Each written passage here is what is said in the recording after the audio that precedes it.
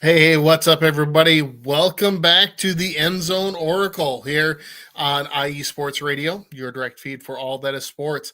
Um, just as a little forewarning for everybody here before we get started, too much into this, I am dealing with a bit of a cold, so I do have my co-host here with me, Josh Ritter.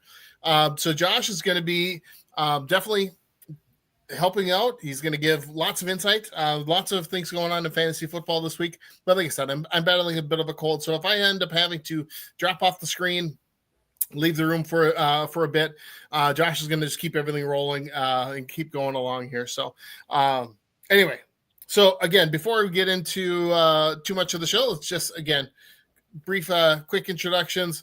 Here's how you can find me on X, so Gritter13. And then on TikTok, it's IESR Minnesota. You can find my insights, my thoughts on both of those locations. I am the Minnesota insider for IE Sports Radio, so I cover all things Minnesota. I've got my Vikings, I've got the Gophers, football, volleyball, basketball, women's basketball, uh, Timberwolves, Wild, Twins. Not for quite a while, and hopefully not for hopefully they'll, when you hear me talk about the Twins, will be that they sold the team. But anyway, yeah. So anything Minnesota is how you can are the teams I follow, and then Josh, why don't you just fill everybody in again in case they haven't seen your on our show before? What teams do you cover, and how can they find you? You can find me on X at JoshRitter13 and on TikTok at Josh.Ritter57. I do not follow a region. I have teams all over the place. So I'm a Miami Dolphins insider, Oregon Ducks football insider. Should not have been put at number 9, by the way, in the first college football poll. Should have been higher. We'll talk about that at a different time. We got the Phoenix Suns, the Florida Panthers, and the Blue Jays, who came this close to a World Series title, just a little bit short. So if you want to know my thoughts on that, you can hit up my TikTok account. It's got all the information right there. Awesome. Yeah. Last week, you had Game 5 on, right? Yep. During our show last week, and first two batters hit home runs. They ended up winning the game to take the 3-2 series lead over the Dodgers. I was loving it because I just hate those big market teams that feel like they can try and buy a championship, and they did end up buying the championship in Major League Baseball. But such is life. Anyway, so my condolences on that, but you did get to the World Series, so that kudos to your team for that. So. Yep. Anyway. All right, let's jump into our weekly Oracle report. Let's talk about some of the top performers of the week. So some of the guys that really jumped out to me was number one, Sam Darnold.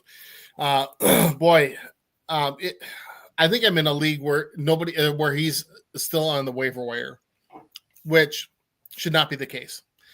The guy is absolutely putting up numbers. When he gets to the playoffs, is he going to fold and shrink and just melt away? Of course. We saw that last year against the Lions, and then again against the Rams in the playoffs with the Vikings. But during the regular season, he is going to be putting up. He puts up big numbers just about every week. So you can pretty much count on him being in your lineup every single week. And if he's not, if he's available in any league out there, pick him up.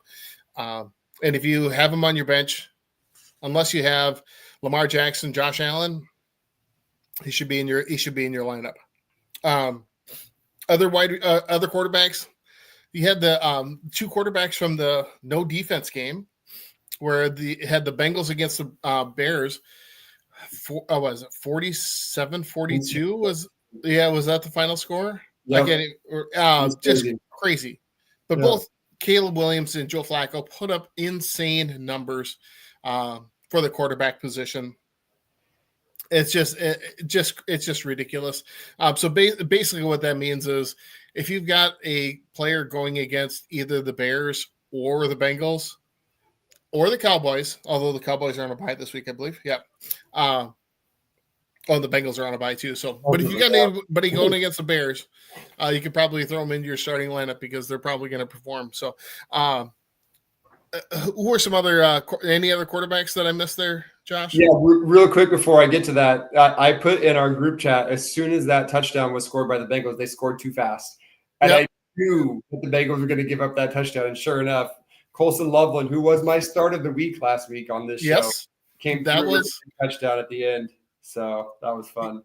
Yeah, that's one of the perks if you follow our show is every once in a while we have some nuggets that really where we hit a home run, and Josh, you definitely hit a home run with that start of the week. But a couple of guys that I would like to highlight, Jackson Dart had a good game, and that's really good to see that that offense without Scattaboo and without Neighbors. You weren't really sure if he was going to be able to maintain the start that he had, and he just looks like the real deal. So I wouldn't necessarily be scared to play him, even though they have some injuries on that team. He still produces. And then last week on this show, we also talked about Lamar Jackson, and I said he wasn't going to skip a beat coming back. They were going to wait till he was healthy, and clearly he was. He threw 4 touchdown passes.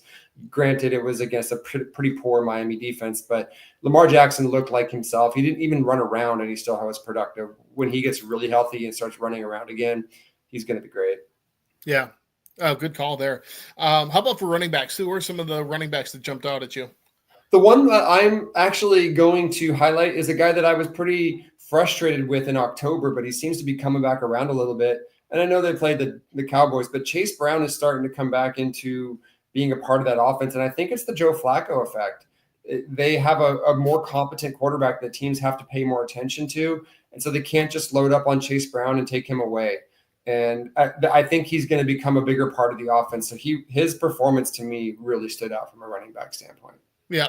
Chase Brown's he's definitely been pretty well, been doing pretty well since Joe Flacco has taken over at quarterback there in Cincinnati over Browning. He's been great. The other guys that really I think had huge weeks that I noticed. Christian McCaffrey, who was, obviously he's going to be in your starting lineup every week, but he is really having a great year this year. Even with Brock Purdy being hurt, he's able to catch passes out of the backfield and running the ball. Rico Dowdle, who is, I believe, 3rd in the league in rushing yards in the entire NFL after starting the season backing up Chuba Hubbard. Yeah. Has just gone nuts the last few weeks. So if he's out there, if people haven't picked him up, definitely pick him up, get him in your lineup.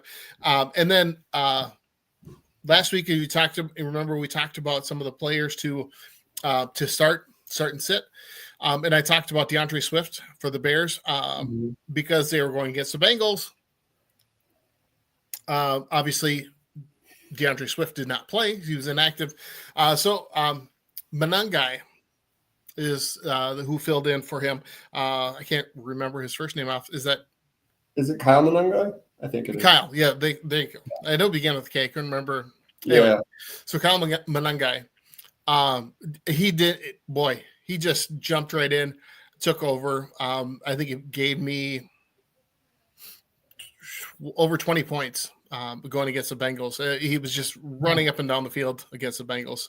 So every time he runs, he gets an extra 3 or 4 yards just pushing the pile. He runs so hard. Yeah, it's fun to watch. Well, and I think that there's a lot of people that are saying that this is the knuckles to DeAndre Swift's Sonic. If Ben Johnson's going to try to recreate the running back situation they had in Detroit.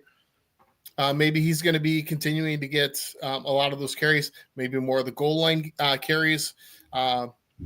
Just having a bigger role in the offense than what he had earlier in the season. So, and we're not sure that DeAndre Swift is going to be back this week. Yeah, and Knuckles might be the better running back at this point. Like Monangai looks like the real deal. If I'm the Bears, I lean on that. Yep, exactly. Receivers, T. Higgins. You remember this is another one that we talked about a couple of weeks ago. Like until Flacco took over there in Cincinnati, he just wasn't. He wasn't performing, just like Chase Brown wasn't. The only guy that was really performing was Jamar Chase. Yeah. But T. Higgins had a great week last week. Drake London as well, who I had on my bench in one of my leagues. Don't ask me why. It's a weird league there. But anyway, so yeah, he went off for 3 touchdowns, over 100 yards. It's just crazy. Yeah. Any other receivers that jumped out at you? I'm going to give the duo of the Los Angeles Rams receivers of Devontae Adams and Puka Nacua. It seems like that offense is evolving into more of a pass-first offense as we go through the year. Yep. And both of them have produced pretty well last week. And I wouldn't be afraid to even start both of them in one league at this point. Like Kyren Williams is not having the year that I thought he would have. He's had an up and down year, but I think they're realizing that they're a pass first offense, and that's just how they're going to run their team. And they run it through both of those receivers. Yeah, absolutely. Good points on the Rams. Yeah, they do have some great receivers there, and with Stafford throwing the ball, it might as well keep feeding those guys. Tight ends, obviously the two big ones were your choice from last week as the start of the week. Colston Loveland for the Bears was huge. And then obviously Brock Bowers really bounced back this past weekend with 3 touchdowns. I was facing him. Taryn was starting him in our IESR league, which, gave me another loss there. So, that was a little rough to watch, but yeah, it was, he's put up some great numbers. Any other tight ends I missed? I liked Mark Andrews being back with Lamar Jackson. I think that's something that he had a pretty good game. He had 2 touchdowns against the Dolphins. And I think with Lamar Jackson being back in the lineup, they have good rapport. They have good chemistry together. For whatever reason, Likely has fallen back in the lineup and really hasn't been a huge factor. I think Mark Andrews has an opportunity to have a good second half of the year. Yeah, good call there. He was definitely going off with had those 2 quick touchdowns in that game. So let's talk now about some of the worst performances of the week at the various positions. For me, 2 guys that really stood out as far as having a poor fantasy football performances were Jordan Love and Patrick Mahomes. Mahomes didn't throw a touchdown pass. I think he threw a 2-point conversion. So he got, a point there and didn't have a whole lot of yards. Jordan Love, I don't think he threw one. I think it was just a Josh Jacobs touchdown run in their loss to Carolina. So Dan, if you're watching,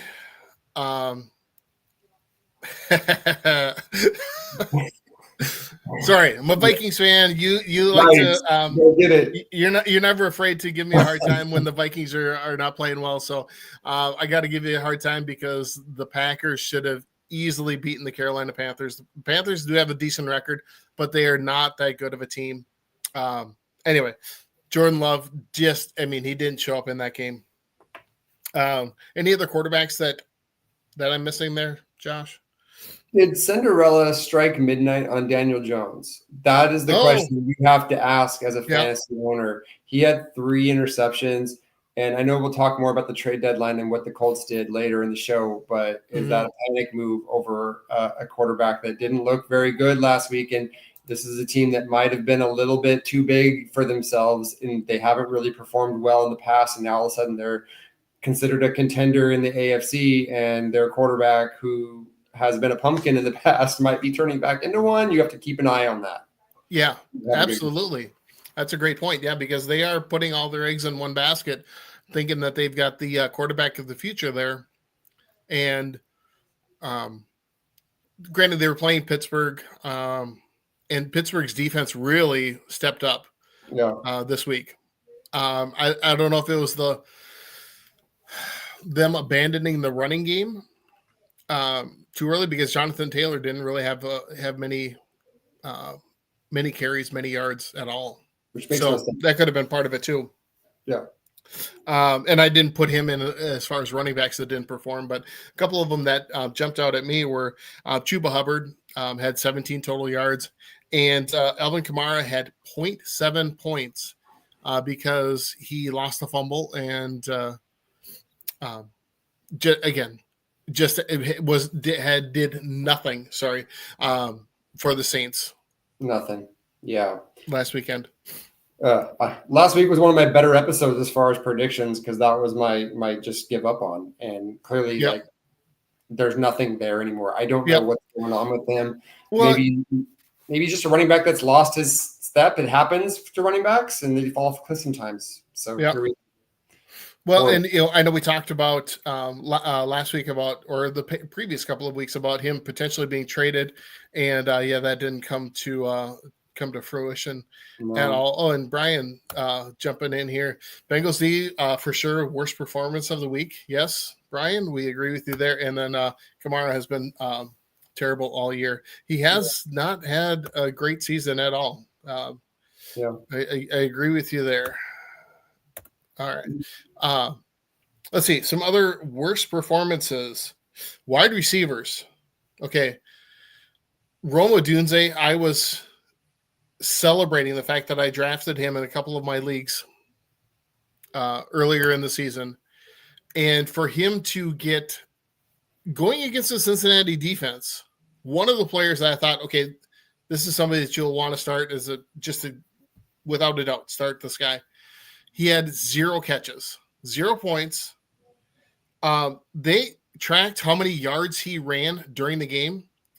2,009 yards he ran on routes during the game without a catch. How does that happen?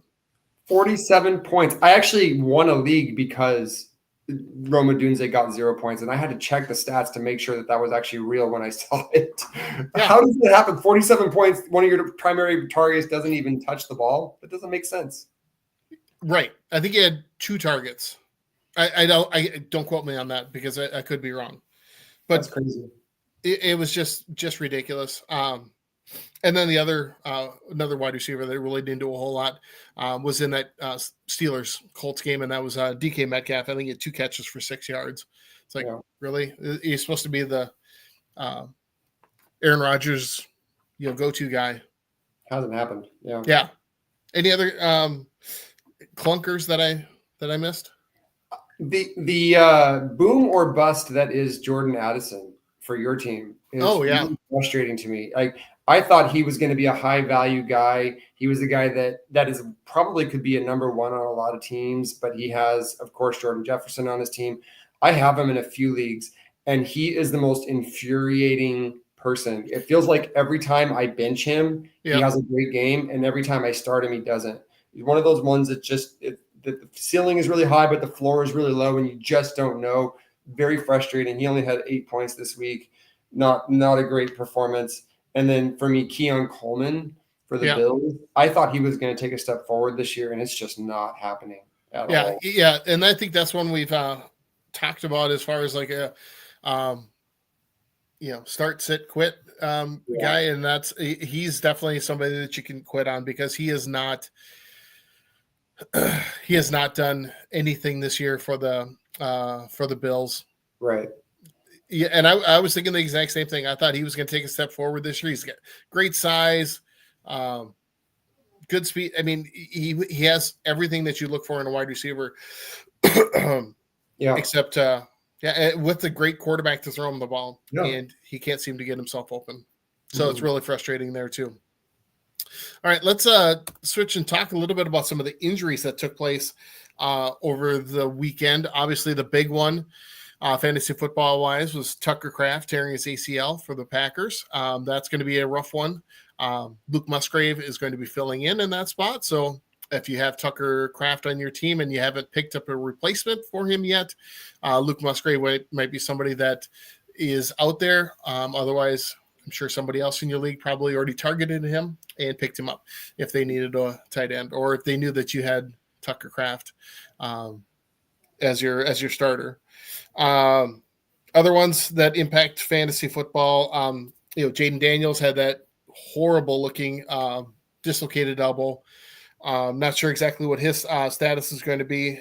I think they're still working through all of that. Joe Alt, offensive tackle for the Chargers, having season-ending ankle surgery. CJ Stroud has a concussion, so he's in the concussion protocol. Marshawn Lattimore, who is not the defensive back that he used to be when he was with the Saints, but still torn ACL, and he's out for the year. and Travis Hunter, who before last week's games after our show injured his knee in practice and went on the injured reserve list. Yeah. So those are some of those injuries. Were there any other injuries that I missed that Kyler Murray get put on the injured reserve list today? If you've been starting Kyler Murray the last couple of weeks, you haven't been paying attention to Arizona. So Yeah. good on you if that's your problem. But Tucker Kraft is the big one. I have him in a couple of leagues. He was my most reliable tight end I owned. Luckily, I was able to grab Oronde Gadsden off of waivers. I don't know how he was in waivers this week, but somehow he was there. And I got to replace him in one of my leagues. But that's a big injury because Tucker Kraft was probably top 2 or 3 tight end in the league this year. And the tight end position is just really thin. It's just not really deep. Yeah.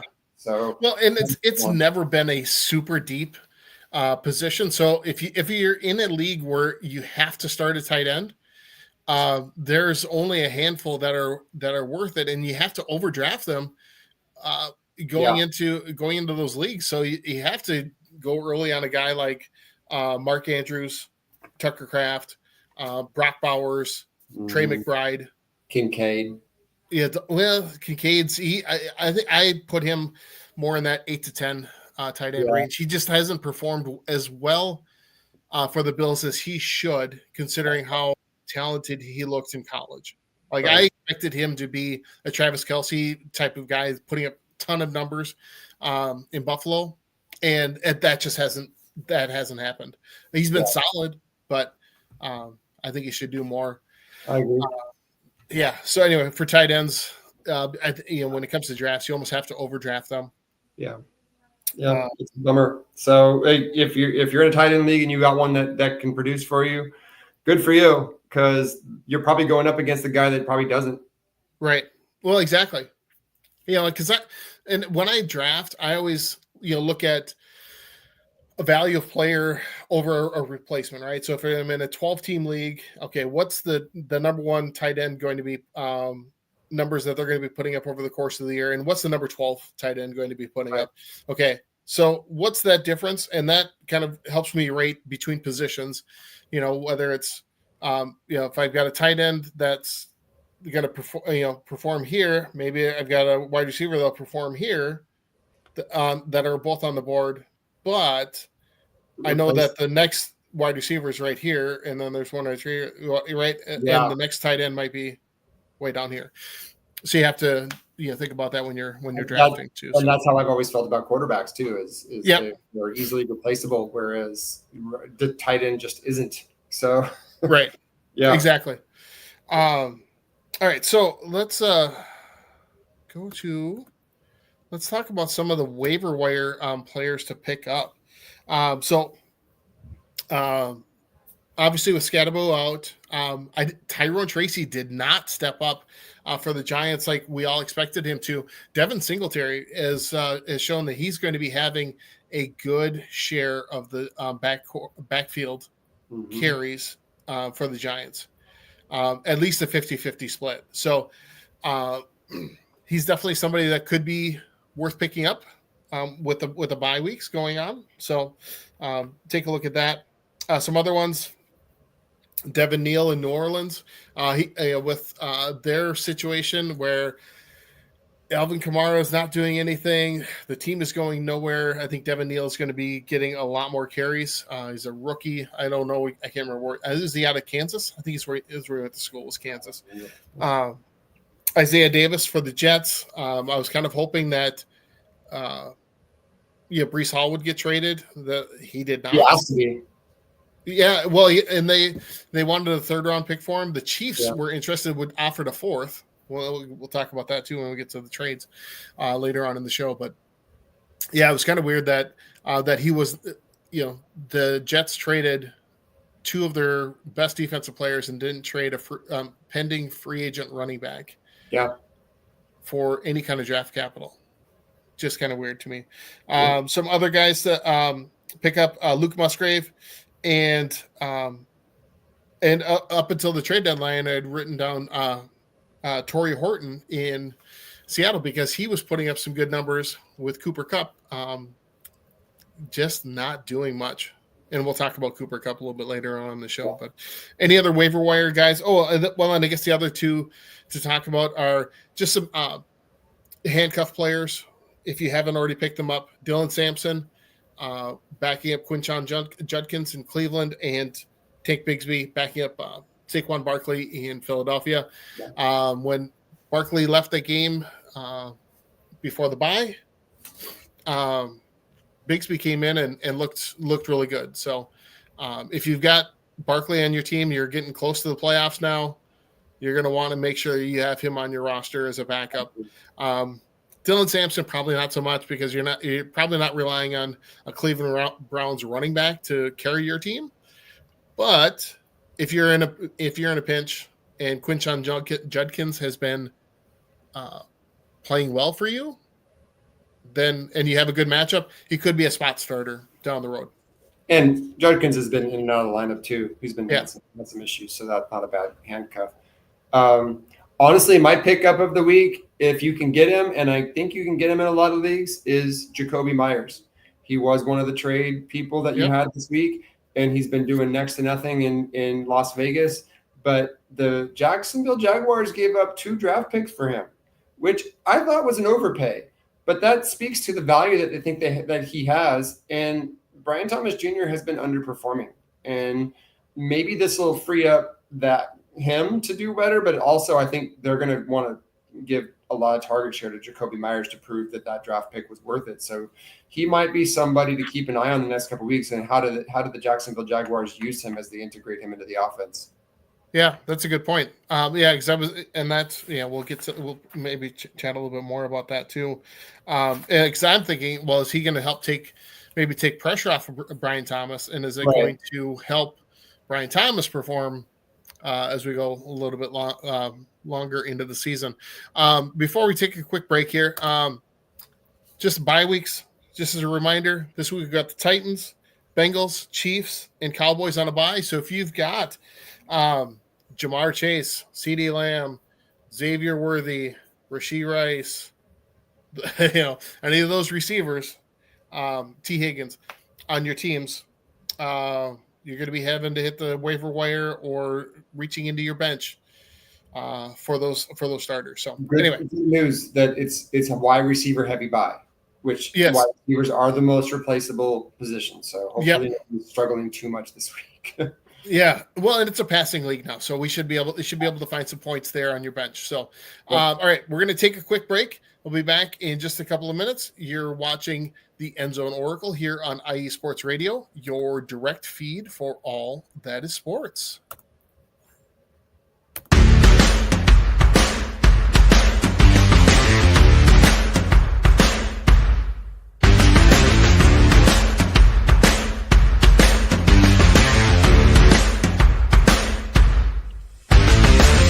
IE Sports Radio fans, this show is brought to you by Planet Jerky Premium Brisket Beef Jerky. Planet Jerky is the official jerky of the 2022 California League champion Lake Elsinore Storm, Single A affiliate of the San Diego Padres. This all brisket jerky has gluten-free options, contains no MSG, no sodium nitrate, is low in sugar, and high in protein. Go to their website at planetjerky.net and follow them on Instagram at Planet Jerky. Planet Jerky, the jerky that's on a whole other planet.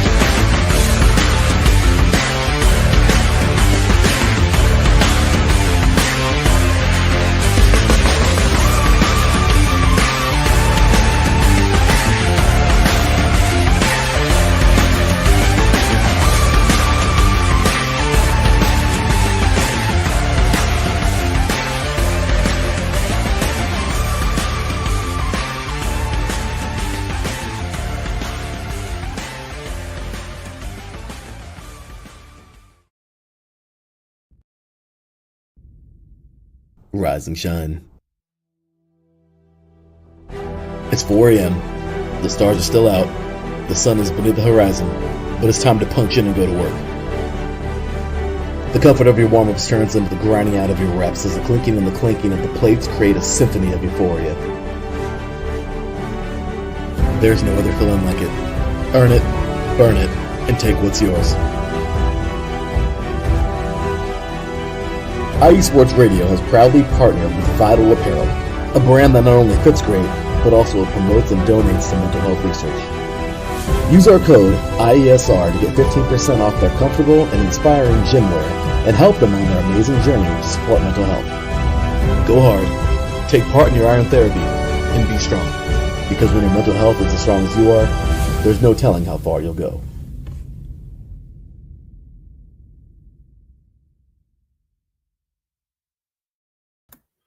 All right. Welcome back to the End Zone Oracle. Thanks again for being here. Make sure you check out our sponsors.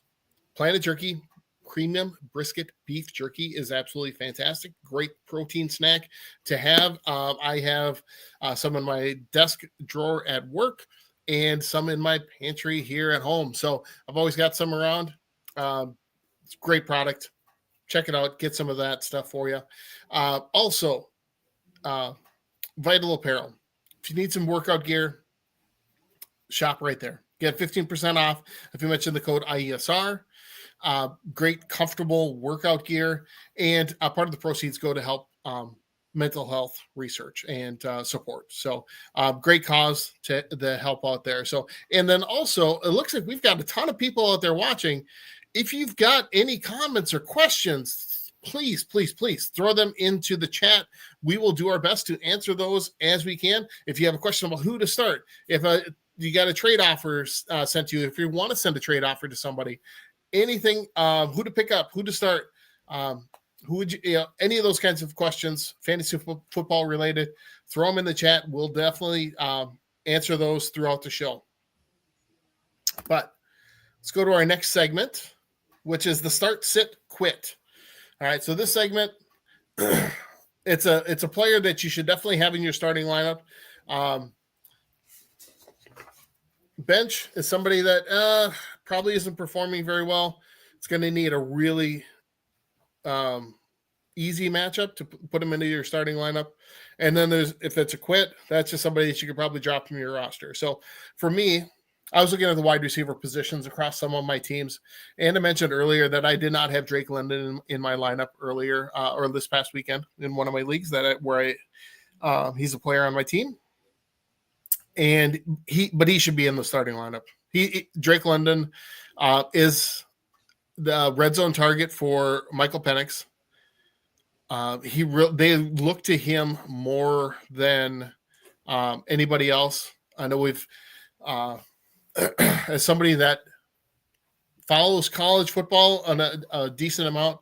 When Atlanta drafted Kyle Pitts, I thought he was going to be the next great tight end. He's going to be the next like Antonio Gates, Tony Gonzalez type of tight end. Kellen Winslow, way back in the day, not the junior, the original, who I was old enough to have watched him. Okay. Anyway, I thought he was going to be that kind of a player. He hasn't been. But Drake London is a very good red zone target. I think he hasn't necessarily been performing at the standard I think a lot of people had with him coming out of college, but he's getting there. So he should definitely be in your lineup as somebody to put on the bench. Brian Thomas Jr., Jacksonville. We talked about him earlier in the year. He's so up and down.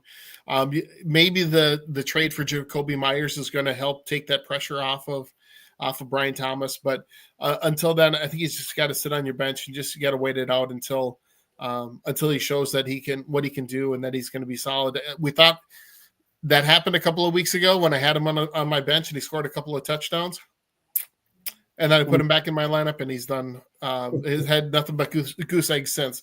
Not goose eggs, but pretty much. He hasn't scored. He hasn't gotten in the end zone since then. And then the guy to drop for me is Cooper Kupp.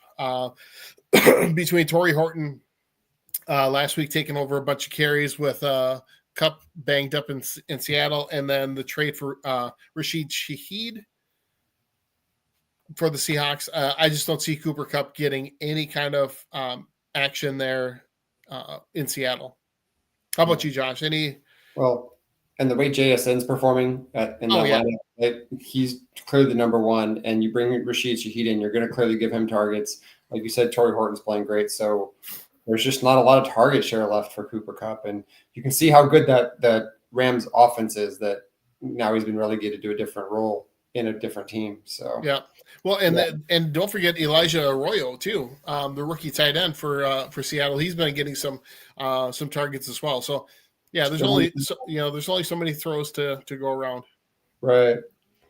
So my start of the week, we've talked about him already, but I'm so focused on tight end, trying to figure out the puzzle that is tight end, and Mark Andrews for me is the start. You got, I know that he hasn't had a great season week to week, but with Lamar Jackson back, I just really think that's going to continue to perform.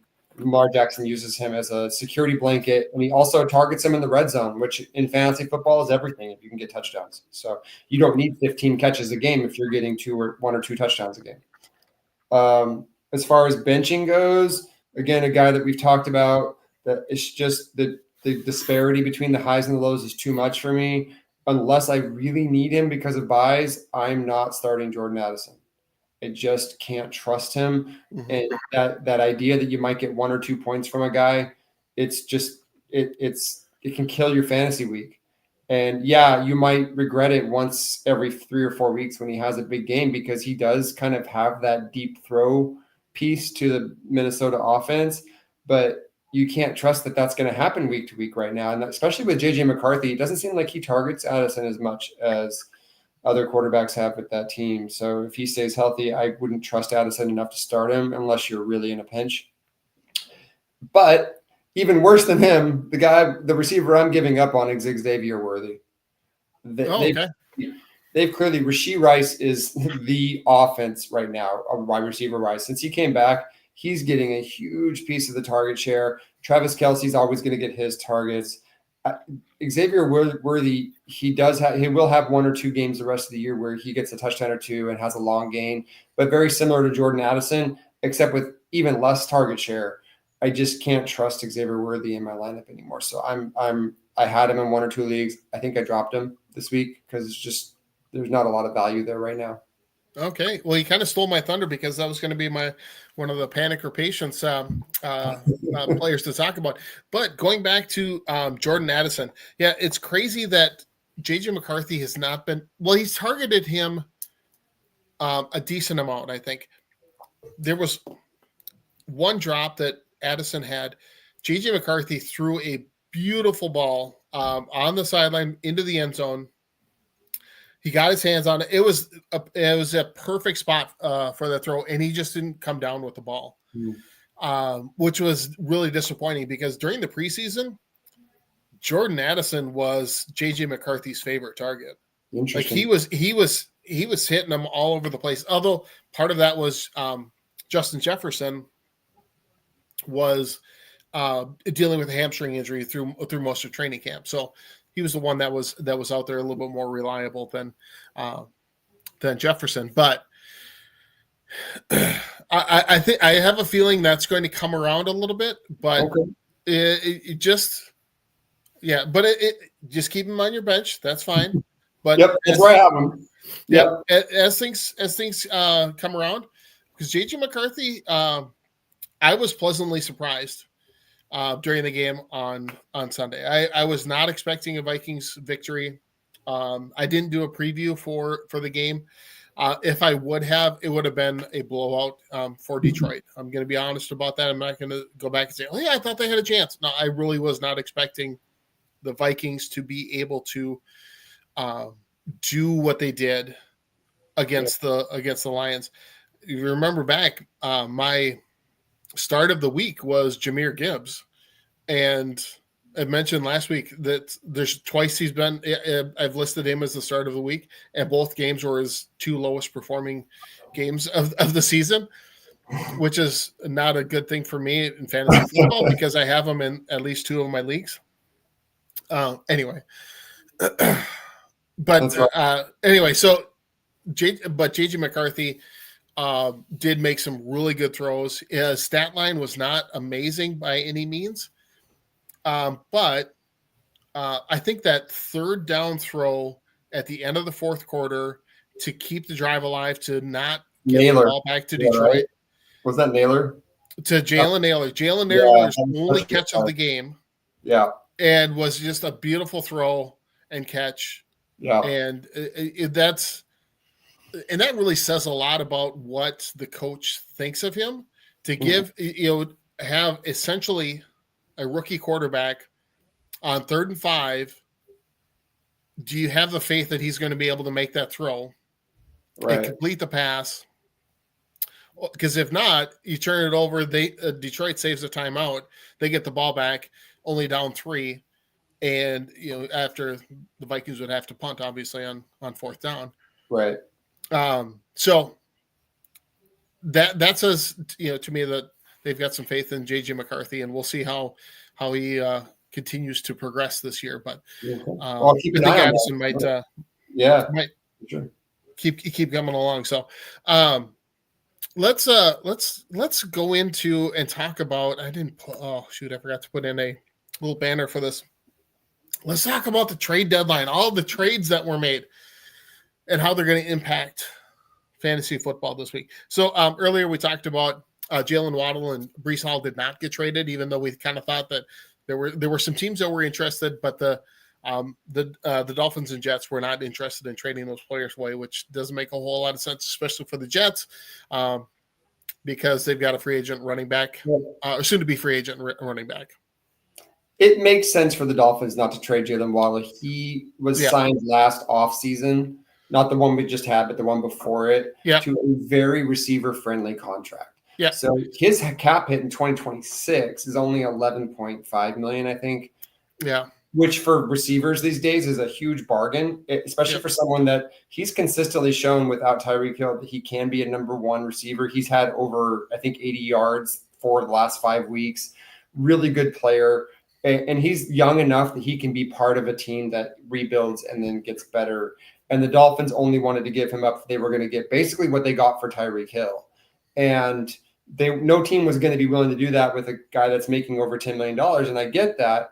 But for the Dolphins, it doesn't make sense to give him away for pennies on the dollar because his contract is good. He's young. He's an ascending player.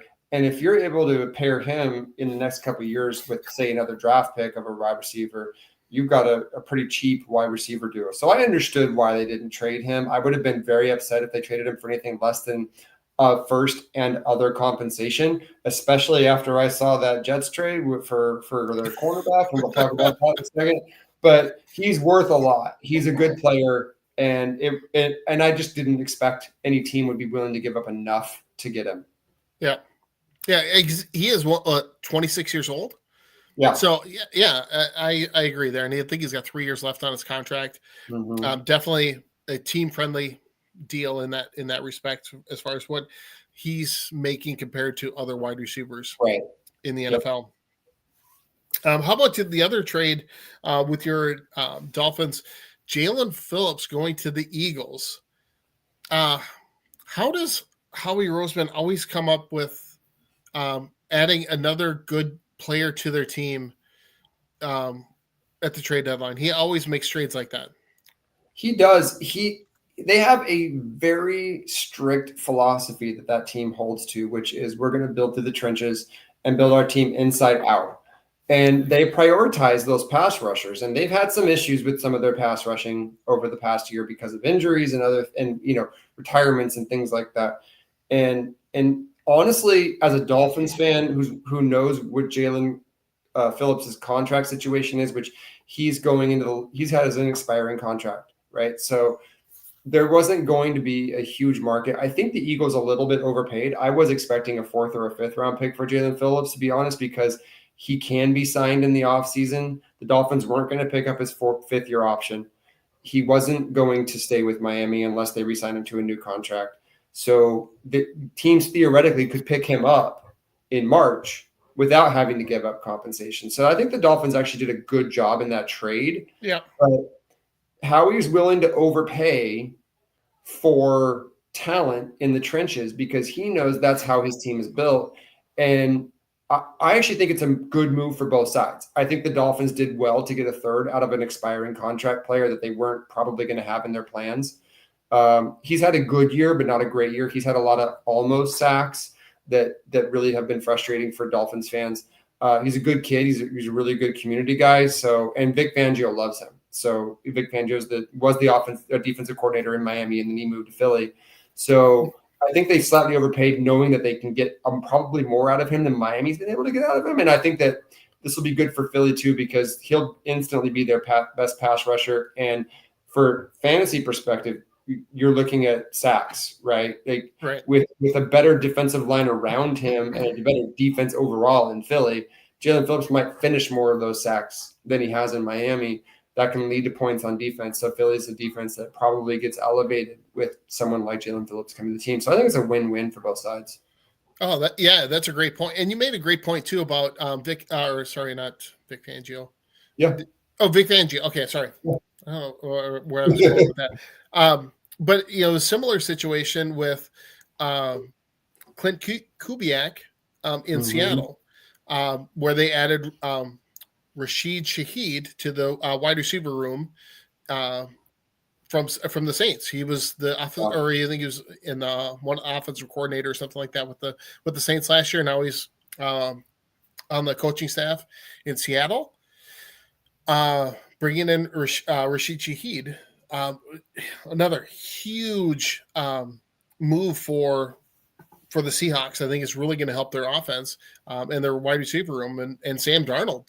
To be honest, I think every single Seahawks player outside of the running backs, and the running backs are always have been a crapshoot between Kenneth Walker and Zach Charbonnet. Yeah.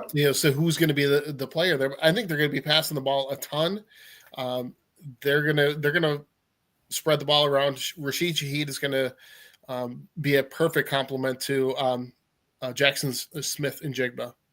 Yeah, it's going to be tough though as a fantasy owner unless you've got JSN. Predicting right now who's going to get targets in Seattle is going to be a little tough.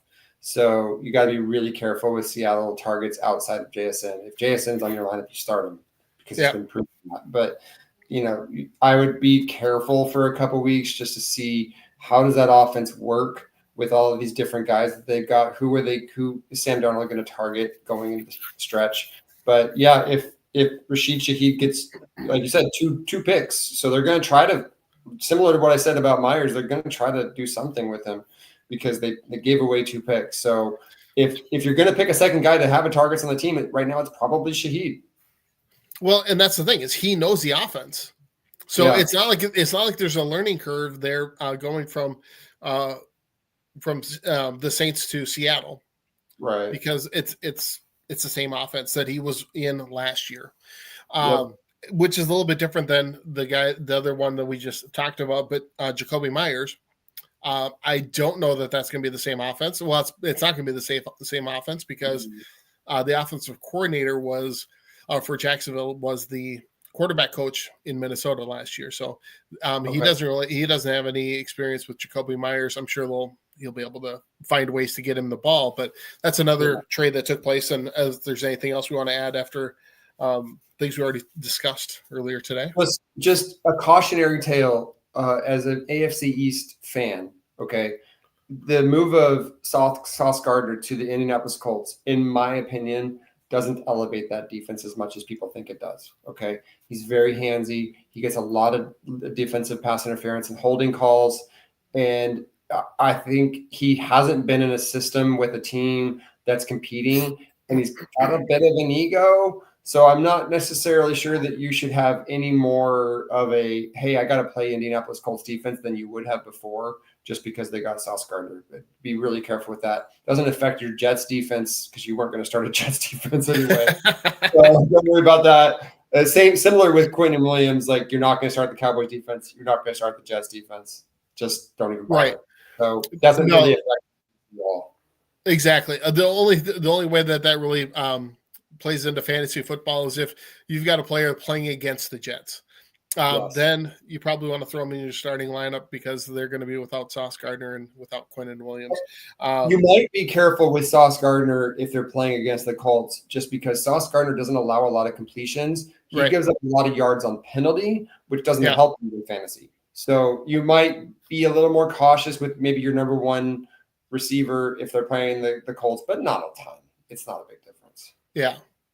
Yeah, and that is a crazy trade too. Just when you think about um, the Colts, playing in the NFC or the AFC South, it's not like they have a ton of wide receivers that they have to worry about in that division.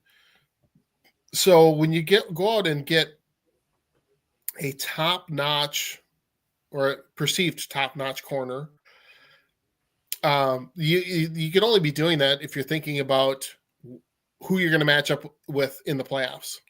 So having somebody that can match up with Rashee Rice or Xavier Worthy or whoever in the playoffs, that's where you're thinking about that, and which seems pretty crazy to be thinking about playoffs and how far you can go in the playoffs. Yeah. When you're the Indianapolis Colts and you have Daniel Jones as your quarterback.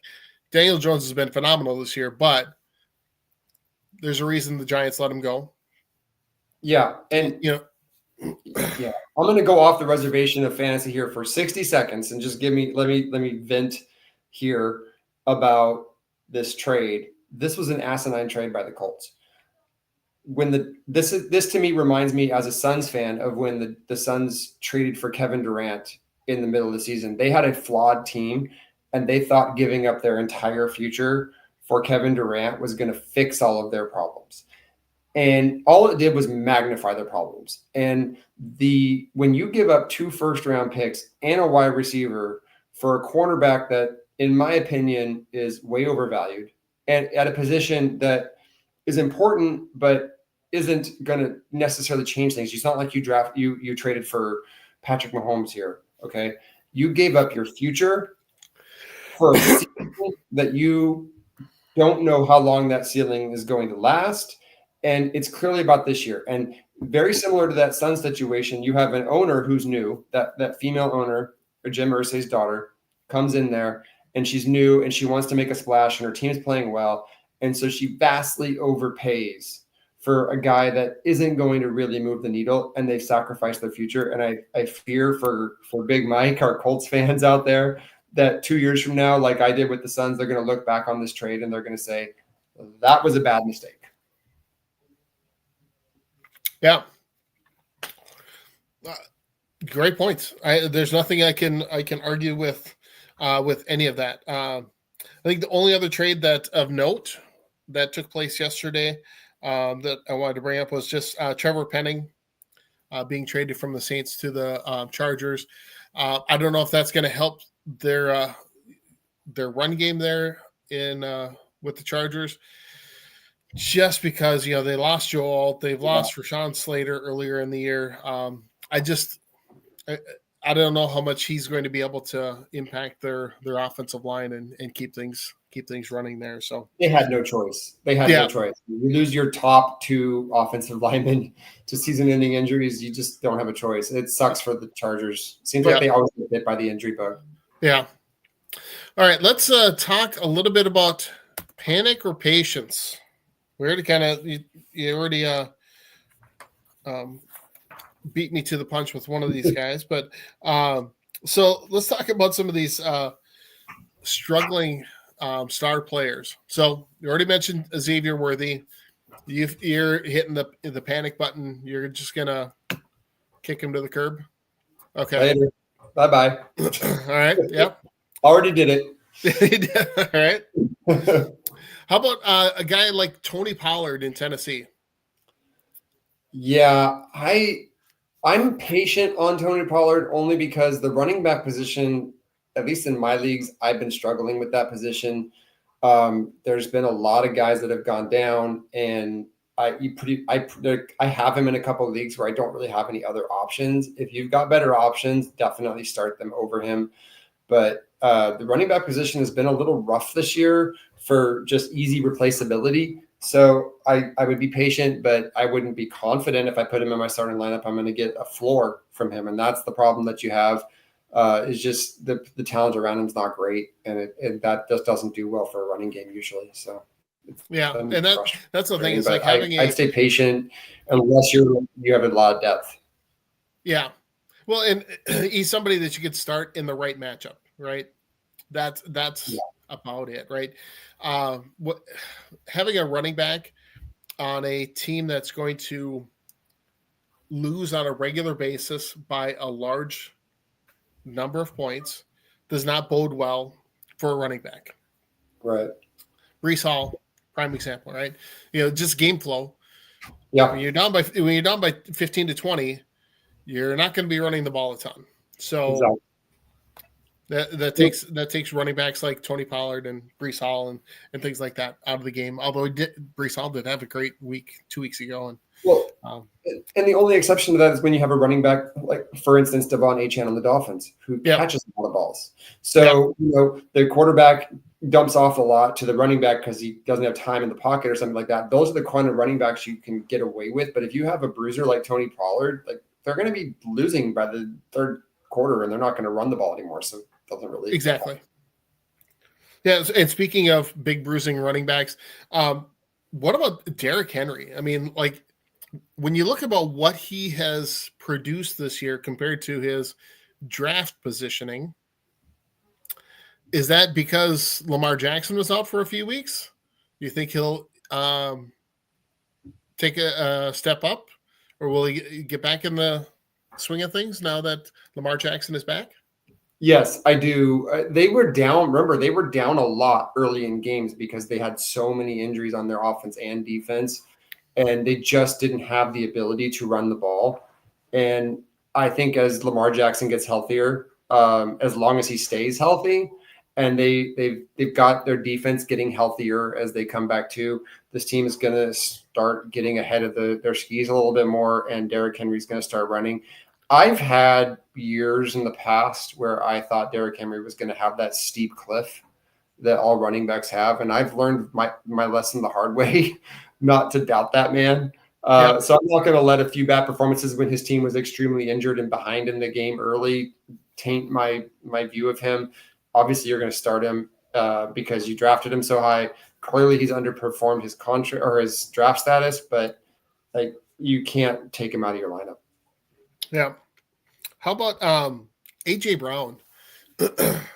He has been pretty. I mean, he's been so hit or miss this year. I'm trying to figure out why, because he's had what was the week? Was that again?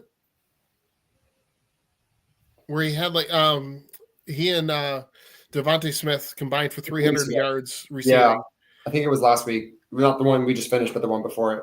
I think it was. Yeah, he's had one good week, but he's got a weird combination of he's been a little bit vocal about his displeasure.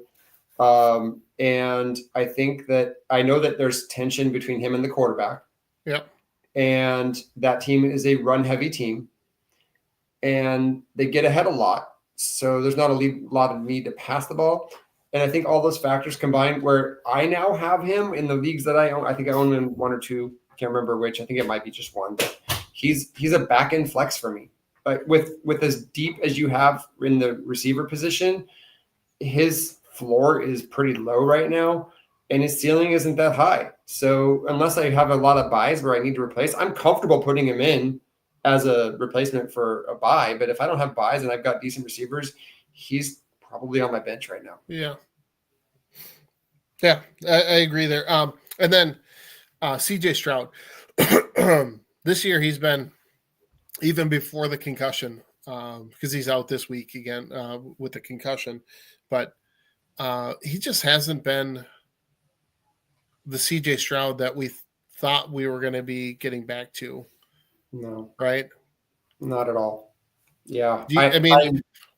I was so wrong on him this year. I thought this was going to be his bounce back year. At this point, there's too many quarterbacks that you can pick up, Sam Darnold's of the world, Jackson Darts, that are more consistent. I would stay away from him. Yeah, he could probably, and that's the thing too with quarterbacks.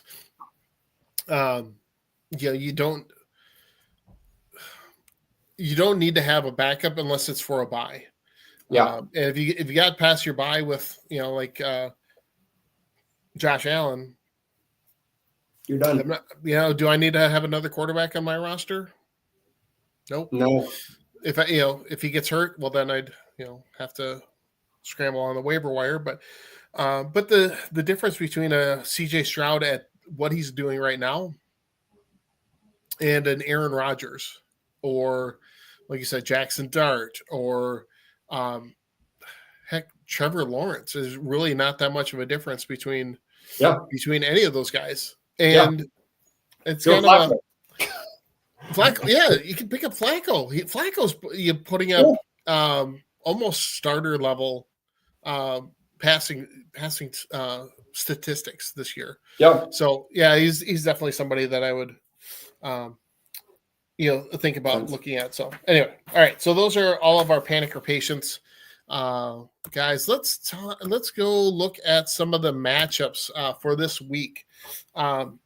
Some of those favorable matchups. Who are some of those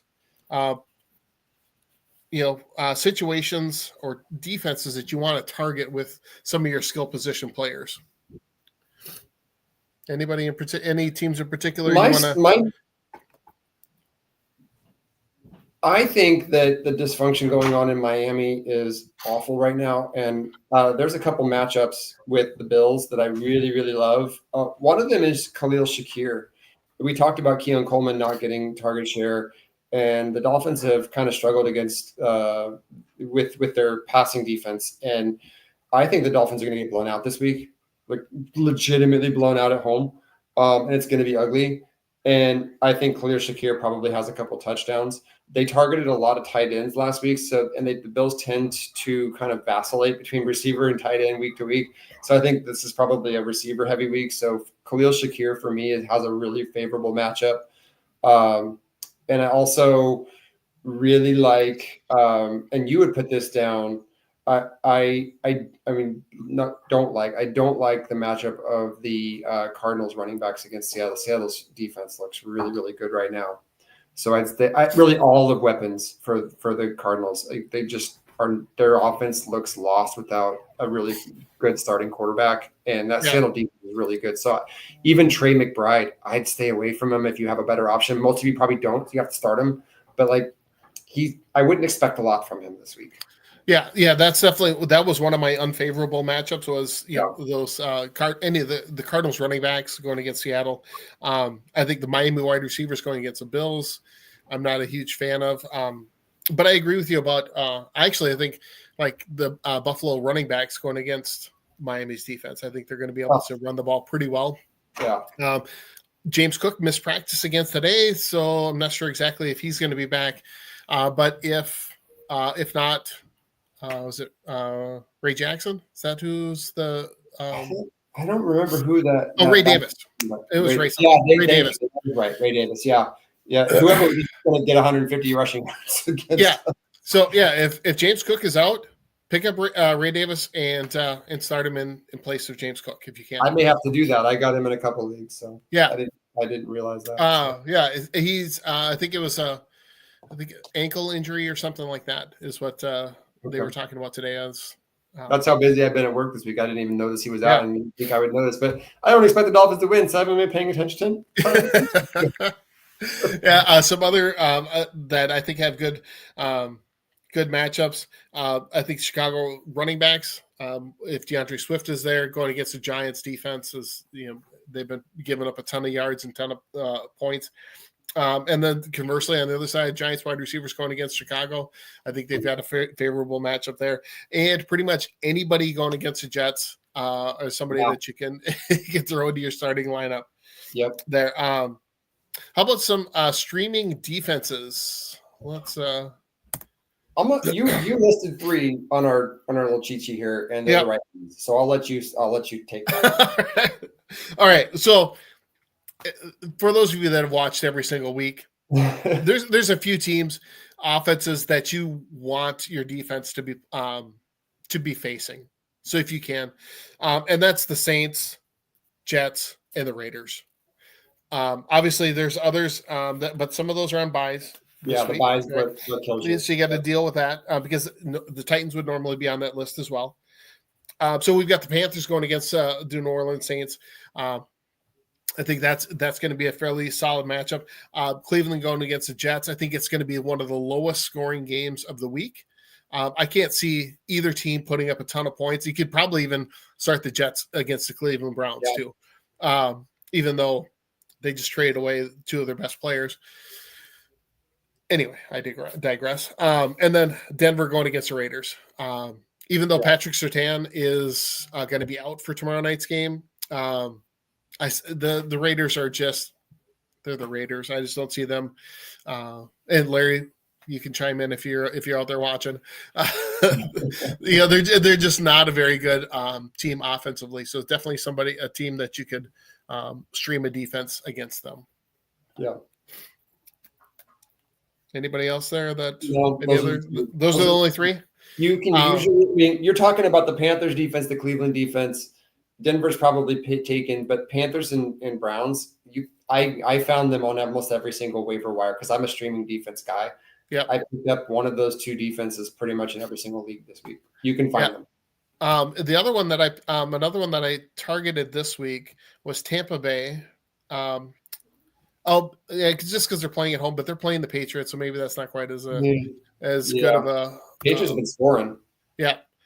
The Patriots are a good team, Brian. You guys got a good team there. Okay, so how about let's go to we are running over on time here, but that's okay. It's great content. Everybody should be enjoying this, right? So start and sit.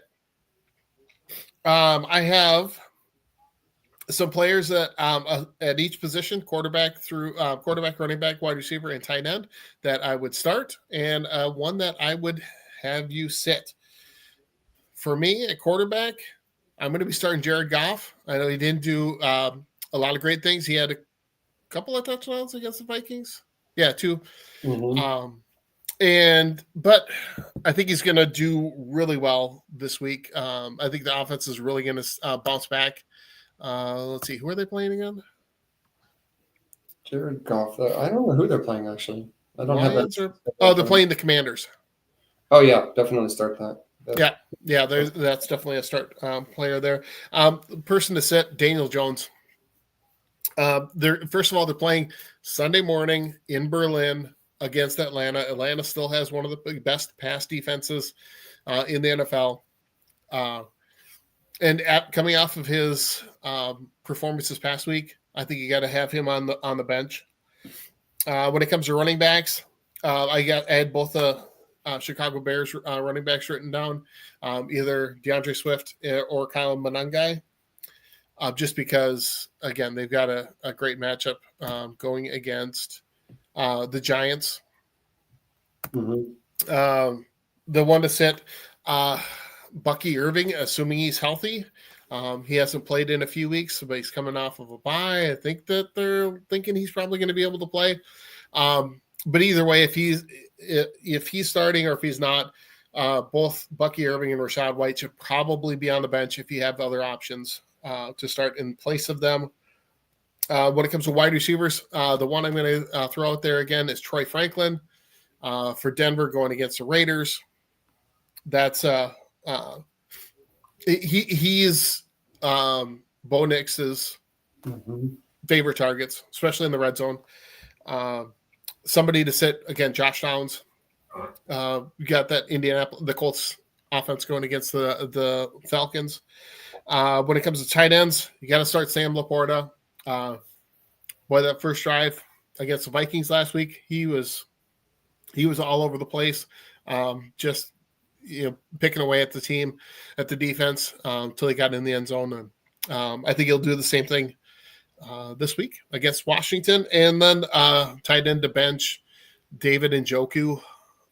He's normally a pretty solid starter, but Cleveland is just such a mess going against the Jets. I could see that game being a 6-3 final score. Totally. It's going to be a low scoring. Whatever the over under is for betting lines, you could probably bet the under on that one. Right. How about you, Josh? You got any start sit players that you are adamant about? I got a very sneaky start here, and it's one that you can find him on the waiver wire if you need to at quarterback. is Marcus Mariota. With Jaden Daniels out, your team made Detroit's defense not look so great last week, and Detroit's defense hasn't been what we would have thought it was going to be at the beginning of the season. I think that he can get you a decent. He runs a little bit. He picks up some rushing touchdowns too. Yeah. If you're in a bind, if you just have a guy that you're not really sold on at quarterback, maybe you had CJ Stroud as your quarterback and now you have to replace him. That's somebody I think you would have a decent floor as a fantasy player. I don't think Washington's going to win the game, but I think that he'll put up decent stats for you and get you some stuff there. And their running game hasn't been very good, so they're probably going to be relying on the passing game. They're probably going to be down in the second or third quarter. That's a guy that you might be able to get some value out of as a fantasy owner. And then I'm going to disagree with you about one thing. All right, let's hear it. I think you can put Bucky Irving right back into your starting lineup if he plays. He has been Baker's safety net when he's been playing. He's been consistent, and when he plays, he gets not just yards, he gets a lot of touches in both the passing game and the running game. And I'm not so sure that he hasn't been like close to healthy for a minute now, and they've just been waiting on it because they've been playing well. And they want to make sure that when he comes back, he's the player he has been. I would just I plucked him right back on my starting lineup, and I'm going to monitor it to make sure that he's going to play. You have to make sure that he starts. But I think when he gets back on the field, he's going to be Bucky Irving, and I think right now he's probably a top 10 running back in the league when he's playing. Okay. Yeah. And make no mistake, I do have Bucky Irving on my roster in 2 leagues. And I have him in my starting lineup right now. So I'm just not keeping my hopes up too much because the defense that they're playing against is pretty solid against the run. Yes, it is. That is something you do have to keep an eye on for sure. Right. Yeah. Okay. So one other, I guess, start of the week for me is James Cook. If he's healthy and going against Miami, start him. If not, pick up Ray Davis. 200 yards for James Cook if he mark it down. Oh, that's funny. Yeah, I hope he doesn't play because I don't want to watch that. But again, from my fantasy perspective, I do have him in a couple of leagues, so I wouldn't mind getting some fantasy points while my team loses. But that's okay. Yeah, that's the tough part with fantasy football is balancing the winning in fantasy football with your own fandom of like, I want my team to win. So I'd prefer that. Yeah. But if they can't win, I want to win in fantasy football. Yeah. It's something to be said, especially if you root for a bad team like I do, you get a little bit of a happy pill for your team losing with your team giving up a ton of yards and winning your fantasy league for you. It's not a horrible thing. Yeah, I'll take it. You just feel a little guilty though, cheering for players to go off against your own team. But that's what I predicted last week with Jahmyr Gibbs. I thought he was going to go off. He was going to be crazy.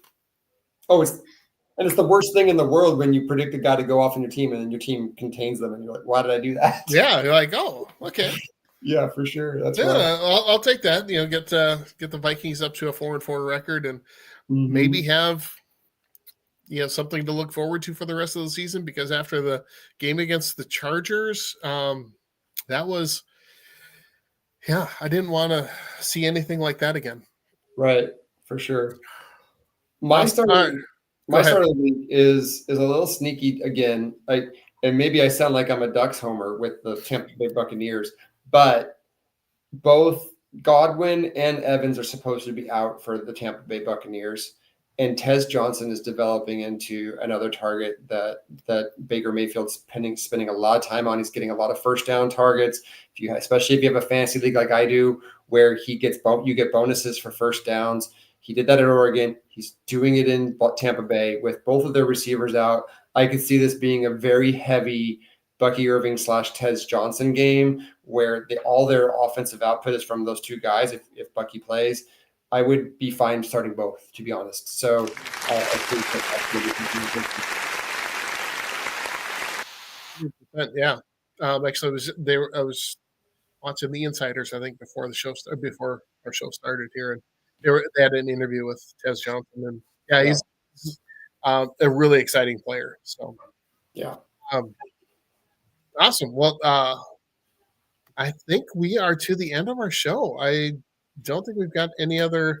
One more thing. Oh, what's that? You and I have a rematch this week. Oh, that's right. And right now we are projected to basically be even this week. So it should be fun. I look forward to talking about that next week because we have a rematch coming up this week. Oh, I got to check that out. I think that I saw we were playing it. Yeah. So our projections are really close, but it should be fun. My team is horrible, so good luck to you probably getting a win. but yeah, we are playing each other this week, so we'll update everybody next week and let you know who won.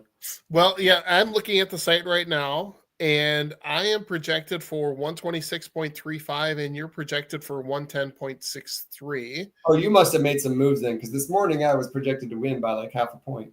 Oh, or someone went out, something happened, but it was really close. Oh, so. I think I switched a few things around because I picked up Chase McLaughlin to be my kicker, and he wasn't in this morning. That's right. You didn't have a kicker in the 9%. Yeah, that would have been the difference, I think. That makes more sense because my team is in that league is horrible.